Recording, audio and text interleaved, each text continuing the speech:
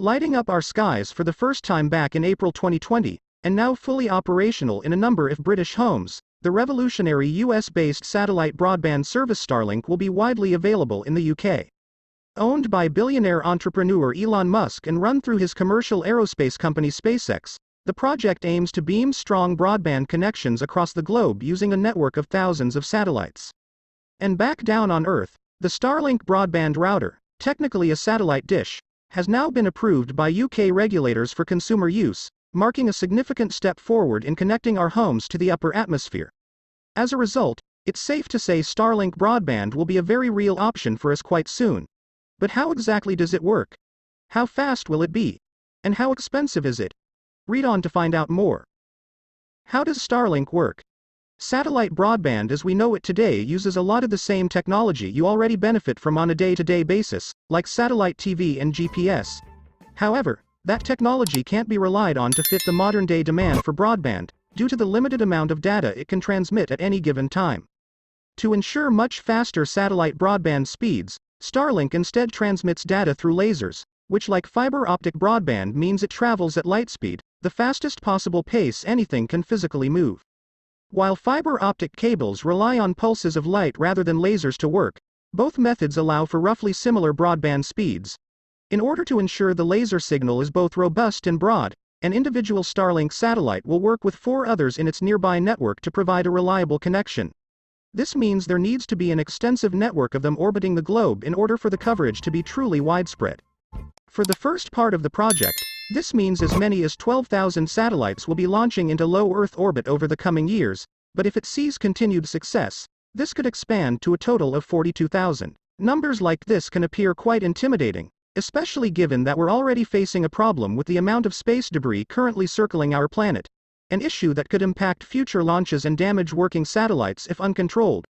However, SpaceX has remained mindful of this risk, called the Kessler syndrome, and therefore will launch the majority of its fleet into such a low orbit that by the time they fall out of use, they'll simply be pulled into the atmosphere and completely burned up, instead of being left to circle the Earth as dead equipment for centuries.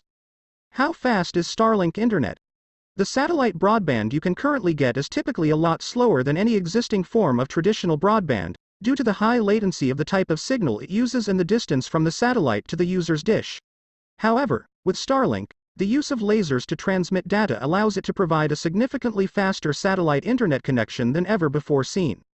Starlink once said that in perfect conditions, which would be periods of low consumer demand while there are lots of nearby orbiting satellites, it could reach consistent speeds up to 150 megabits per second download and 40 megabits per second upload.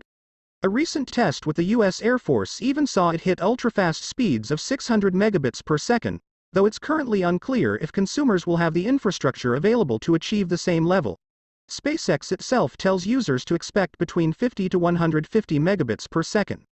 Regardless, these are game-changing speeds for areas that currently have little to no connection at all, and are even genuinely competitive with some of the fastest existing broadband connections in areas where good infrastructure is already in place.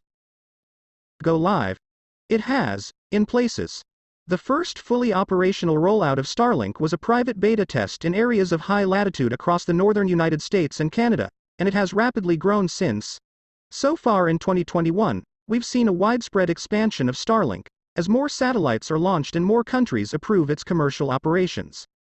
When will Starlink be available in the UK? Starlink is now available in a number of areas around the UK, and the first UK customers have their connections set up already. Many have already seen their households' broadband speeds jump from 0.5 megabits per second to 85 megabits per second.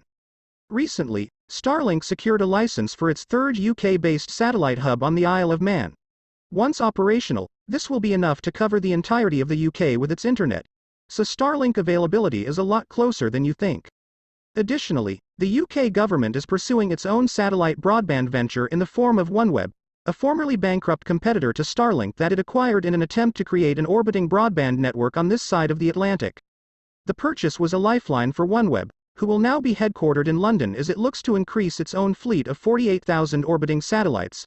OneWeb does already have several dozen satellites in orbit, but it's far behind Starlink in terms of rollout, so it's also unclear when it'll go live in the UK. How much will SpaceX Starlink cost?